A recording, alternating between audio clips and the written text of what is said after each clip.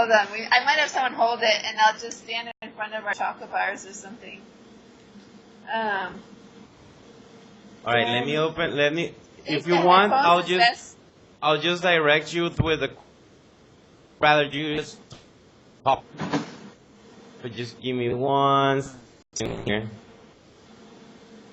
Yeah, let me see something. I think we might. Standing, I won't be able to hold it with. Yeah, I know. I wonder if we'll hear it. Well, unless we just stand close to one another. I wish I had a longer cord. You think somebody can hold it for you? Yeah, that's what we're going to try, but we'll have to stand close to each other because I think the headphones will probably work the best. I'm not sure. Quality is awesome. Yeah, I think if we were trying to just record with all the background noise, like it won't be as much background noise because of the headphones. There you go.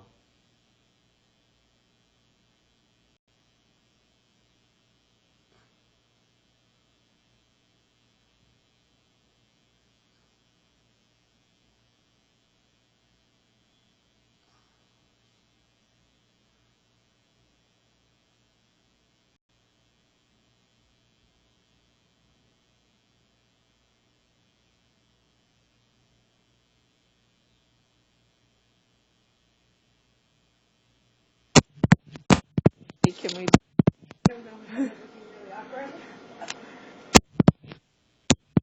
Am I too close in the picture? Perfect. Just maybe a little bit up because your head's getting cut off. He said my head's getting cut off.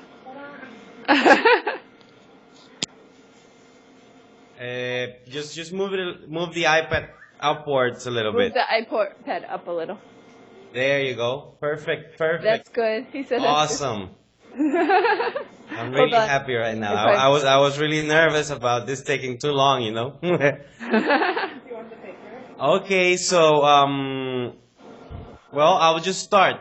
The thing is, my voice and whatever I ask you is not gonna be on the video. It's just gonna be like you talking, and I'll overlay like the question and overlay maybe your logo and your website and stuff, you know. I want it to be more of a narrative. Okay. So I do think whoever's holding the iPad is gonna move a little bit too much. Oh. Let's just do it. Okay. He said just try to stay still. I know. I know it's hard. Should we take it out of the stand? Yeah, can we? We can take it out of our stand. Hold on. All it's right. on like a stand. But stand, I'm like. Because you can put it on the stand facing upwards, maybe towards the chocolate stand. Oh, you want to just do the like the other way? The other way. Hold on. Oh. Wait, what if we? Oh wait, it's got to flip the camera. Yeah. There you go. I'll be right back. We could just stand it.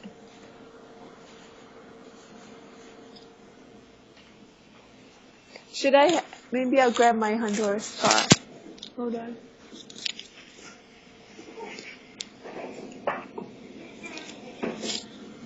Oh, box. Good idea. Maybe. Yeah, I think that enables me to go.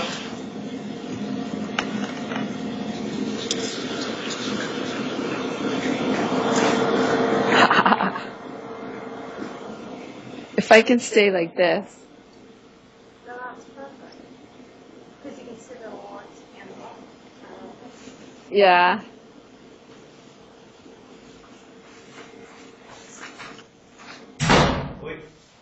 Perfect. All yeah. right. We're on a box now. I'm back and we're ready to record.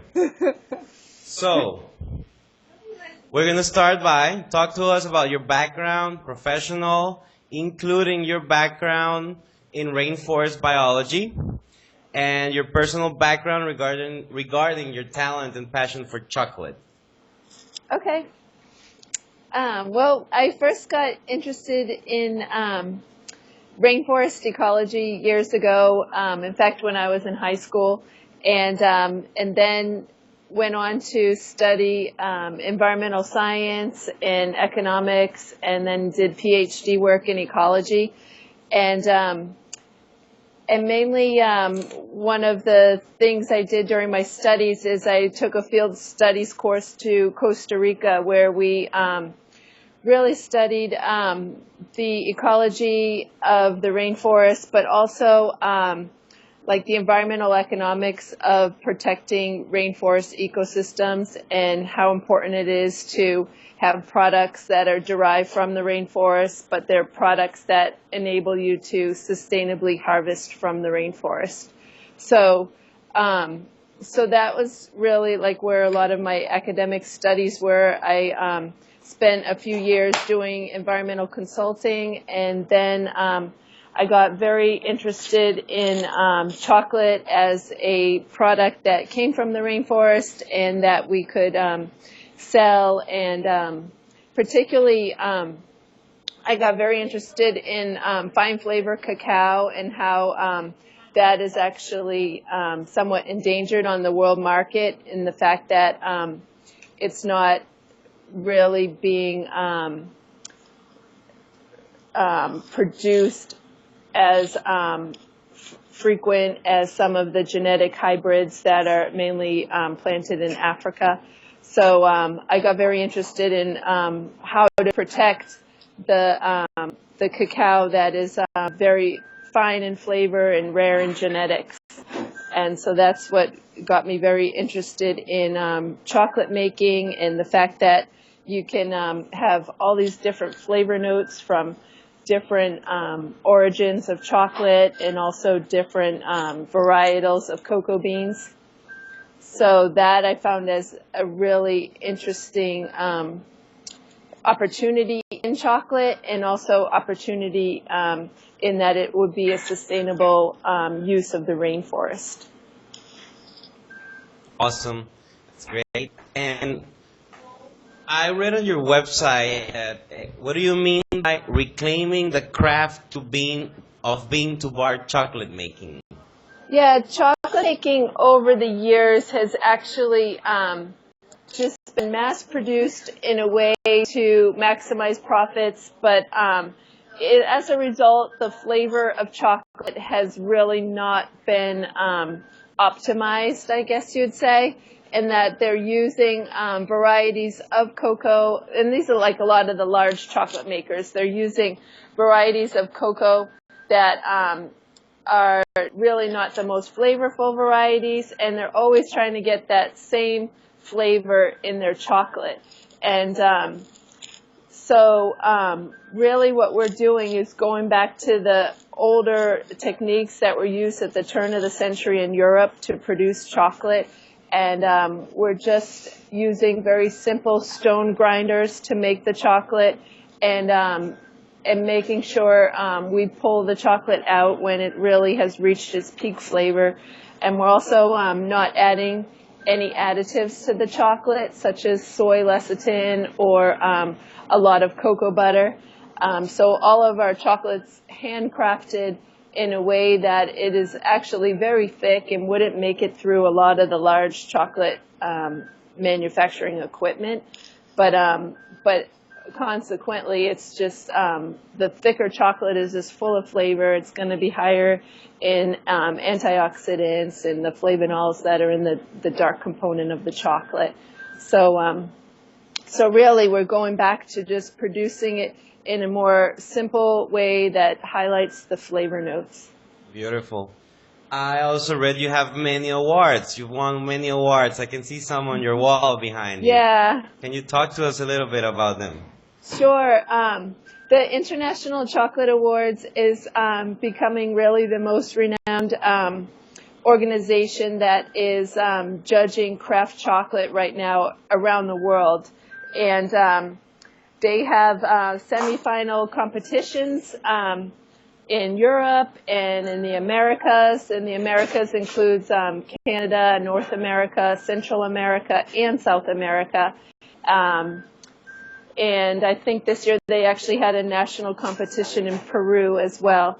And so last year we actually won the world silver. So first you have to make it to the semifinals for your national competition, and then you submit the chocolate to London for a blind tasting.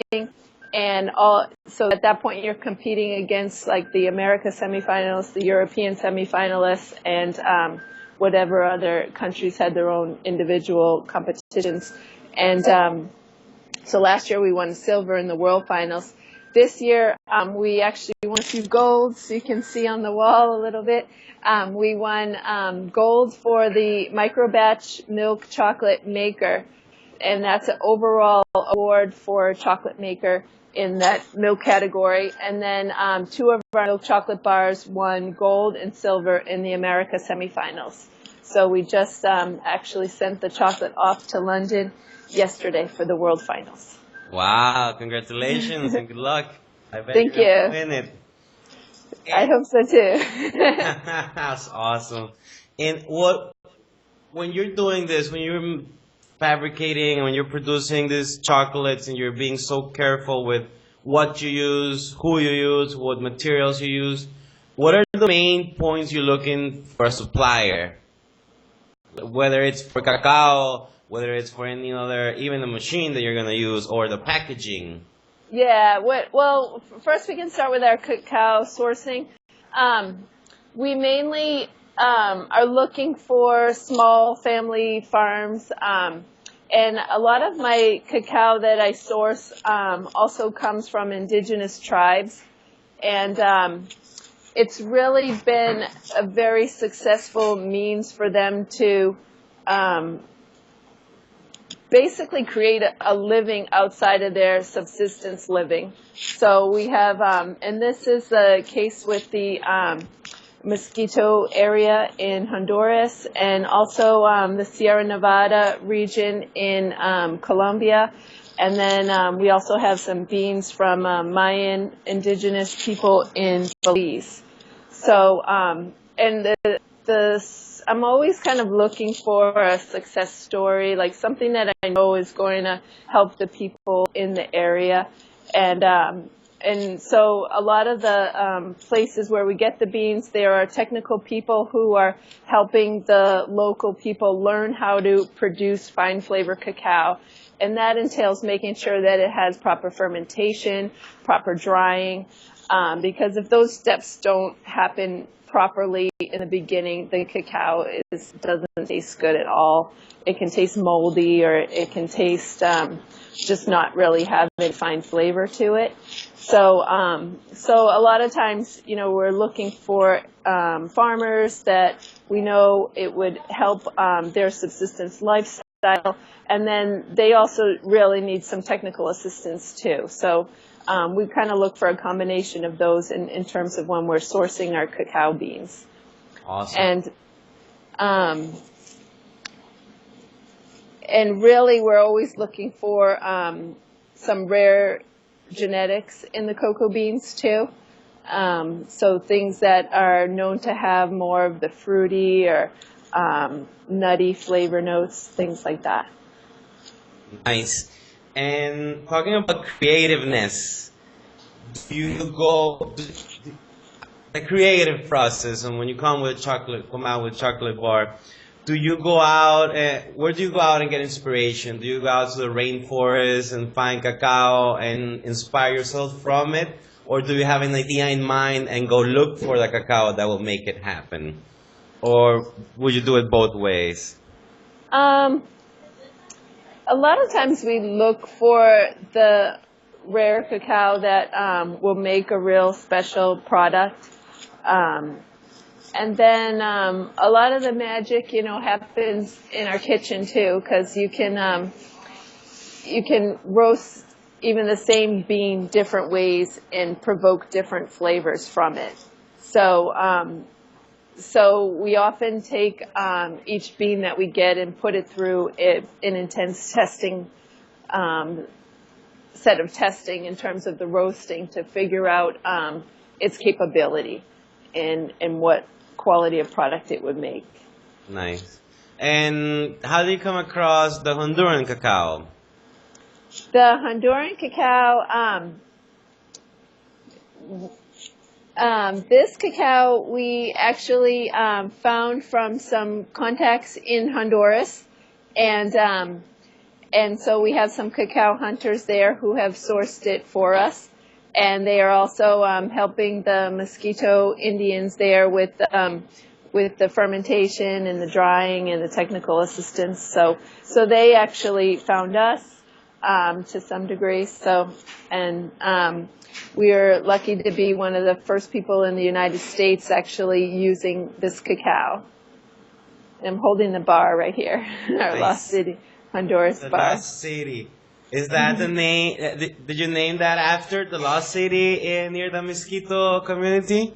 Yeah, because the more research we did on the area, we were just very intrigued by the region in general, and that there is the largest swath of untouched rainforests in all of Central America, right in this area, and then the fact that the National Geographic has recently done some research and excavations and have found an ancient civilization really that nobody knew about before. So it's pretty interesting. The cacao comes from an area right near the Biosphere Reserve, in fact, right across the river, and it's all grown wild and pretty much it may have been planted a long time ago, but now it's pretty much been left wild for years, so it really stands as being a wild cacao in its current state. So yeah, we made this bar sort of as a homage to the area and as a way to help the indigenous folks there make a living from cacao, and it really just resonates with sort of the timelessness of the place that's there. It's really interesting how they still live such a simple and ancient life, even the indigenous people there. Nice. And when it comes to flavor, what's the difference between this cacao and others you've tried, the wild Yeah, cacaos? we really like the Honduras in that it has a very, very rich chocolate flavor with a lot of nutty backbone flavor notes to it, too. You almost get some flavors of roasted almonds, and it's not a fruity bean by any means. It's just like a really nice, rich chocolate with very low bitterness to it. And that's what we really liked in this bar is like if we have someone coming in looking for just sort of a classic chocolate, it's more of like a man's chocolate, this one. And the other thing is it's wonderful with baking, like if you bake brownies with it, or it makes a terrific ganache. We always love our ganache with a little bit of sea salt from the Honduras chocolate. And it also makes like a terrific, we made a bourbon flourless chocolate cake with it, and that was just magnificent. Nice, nice. Very nice.